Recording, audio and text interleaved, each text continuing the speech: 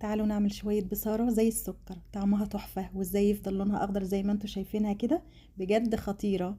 بس قبل ما نبتدي الفيديو، لو اول مرة تشوفوني انا اسمي غاية، ما تنسوش تشتركوا في القناة ولايك وشير لو عجبكم الفيديو. ويلا نسمي الله ونصلي على الرسول عليه افضل الصلاة والسلام. وتعالوا نشوف عملنا البصارة الجميلة دي ازاي، هتاكلوا صوابعكم وراها، بجد الطريقة دي تحفة.